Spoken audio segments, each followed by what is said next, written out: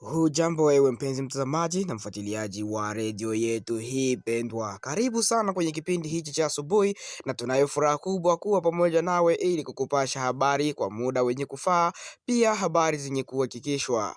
Tutakuwa nawe moja kwa moja ndani ya mji wa Uvira ambako imeripotiwa kuwa wasiwasi mkubwa wa vita kuweza kutokea inawezekana kufanyika kwa kuwa vikosi vya waasi wa M23 vimeweza kujikusanya karibu na mji wa Uvira na karibu na vijiji mbalimbali vya tarafa hilo.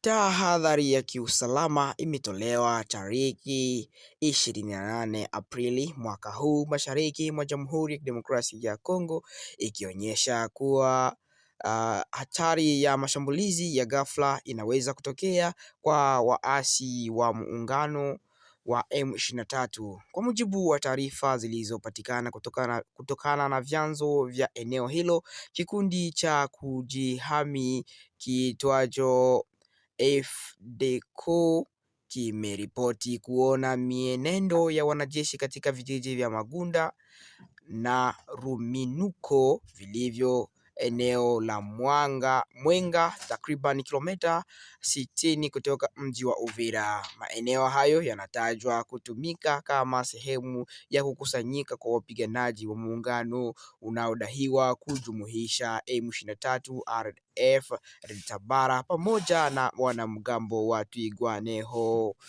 Taarifa hiyo imeeleza kuwa mashambulizi hayo yanaweza kuelekezwa kwanza katika eneo la Lemera na Bijombo kwa lengo la kuvunja ngome zinazolindwa na makundi ya wazalendo wanaojulikana kama VDP kabla ya kuelekea mji wa Uvira. Pia kuna hofu kuwa hali hiyo inaweza kuhatarisha usalama wa nchi jirani ya Burundi. Kutokana na hali hiyo, FDCO imezitaka FARDC, makundi ya wazalendo pamoja na vikosi vya Burundi vilivyopo eneo ili kuongeza ulinzi, kuwa macho na kushirikiana kwa karibu ili kuzuia tishio lolote ambalo litaweza kufanywa na waasi hao.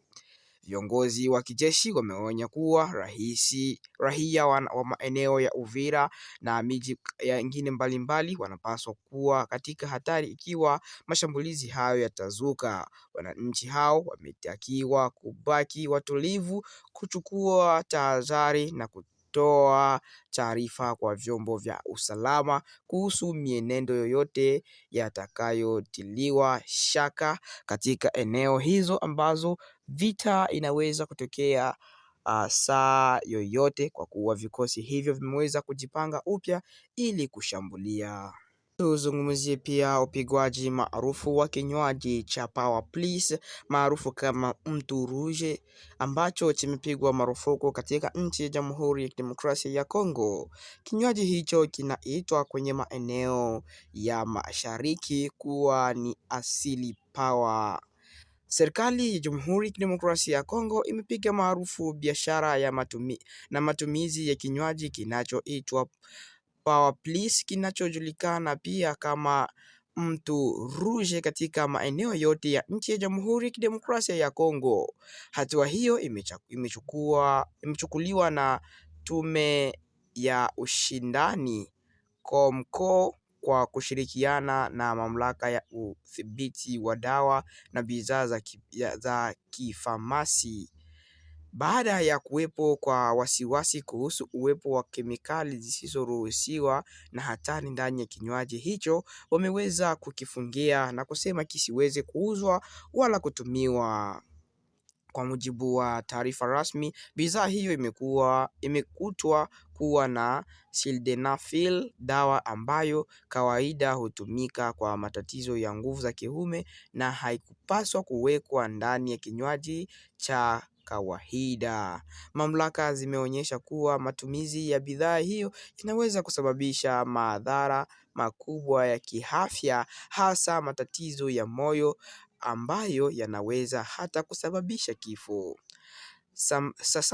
Sambamba na hatua hiyo, kiwanda kinachotengeneza bidhaa hiyo kinachukuliwa kama Rivensar kilichopo mtaa wa kwanza katika manispaa ya Limit kimefungwa mara moja. Tume ya ushindi imewataka wananchi kuacha mara moja kutumia kinywaji hicho na kutoa taarifa kwa mamlaka endapo kutakuwa na maduka au sehemu zinazoendelea kuzisha au kuziuza pombe au vinywaji hivyo katika nchi yote ya Jamhuri ya Kidemokrasia ya Kongo. Ni kusema kinywaji hicho kimefungwa kwa kuwa wanatumia kemikali ambayo haipaswi kutumiwa mara kwa mara, na kemikali hiyo inasababisha moyo kuweza kutumika vibaya na mwisho kuweza kufa. Kemikali hiyo inaitwa sildenafil ambayo inaweza kusababisha matatizo ya moyo, lakini kwa wakati mwingine inatumika kama kuwa dawa za nguvu ya kiume. Hizo zilikuwa ni habari kutoka huko Jamhuri ya Kidemokrasia ya Kongo, ambako Asili Power Rouge au Asili Power au Mtu Rouge imeweza kufungiwa kazi ndani ya Jamhuri ya Kidemokrasia ya Kongo. Tuelekee basi huko Australia, ambako polisi wameamini kumpata mtoto msichana ambaye alikuwa na miaka 5 aliyetekwa. Mwili wake umeweza kupatikana. Polisi wa nchi ya Australia wameamini kupata mwili wa msichana wa miaka 5 aliyeripotiwa kutekwa nyara kutoka nyumbani kwao katika eneo la Outback, huku msako wa kumtafuta mshukiwa ukiendelea kufanywa. Msichana huyo alitambuliwa kwa jina la Sharon na mamlaka za serikali yao. Alionekana mara ya mwisho siku ya Jumamosi baada ya kulazwa karibu saa 6 usiku katika kambi ya jamii ya Waborojino karibu na mji wa Alice Springs. Polisi wa Northern Territory wamesema mwili wa mtoto huyo ulipatikana Alhamisi na vipimo vya kitaalamu vinaendelea kuthibitisha utambulisho wake pamoja na chanzo cha kifo chake. Maafisa wamekuwa wakifanya msako katika maeneo ya pori na jangwa wakimtafuta mwanaume mwenye umri wa miaka 44 aitwaye Jefferson Lewis. Mtu huyo aliachiliwa kutoka gerezani siku 6 tu kabla ya Sharon kutoweka, na naye alipotea wakati huo. Kiongozi wa uchunguzi Peter O'Leary amesema wanaamini mshukiwa huyo ndiye aliyemuua mtoto huyo. Nguo ya ndani ya mtoto huyo ilipatikana karibu na kambi hiyo na vipimo vya ADN vinathibitisha kuwa ilikuwa na vinasaba vya Sharon pamoja na Jeffrey Lawson. Polisi wanasema Sharon alikuwa hawezi kuzungumza. Vyombo vya habari vinaeleza hilo vimeripoti kuwa Lewis ni ndugu ya mbali wa Sharon. Inadaiwa alikuwa akiingia na kutoka gerezani mara kwa mara kutokana na makosa yanayohusika na ukatili wa kifamilia. Pia alionekana akiwa ameshika mkono wa mtoto huyo usiku na kutoweka kwake. Makumi ya watu wamehusika katika msako huu karibu na eneo la Old Timer Camp, wakisaidiwa na kikosi cha mbwa, ndege zisizo na rubani pamoja na helikopta.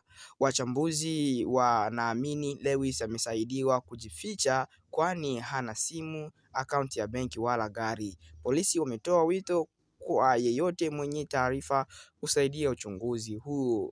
Kamishna wa polisi wa Northern Territory Martin Dole amesema familia ya Sharon imejulishwa taarifa hiyo, huku ikieleza kuwa mawazo yao yako pamoja na familia katika kipindi hiki kigumu ambacho wanazidi kupitia kwa kuweza kumpoteza mtoto wao. Asante sana kuwa pamoja nasi.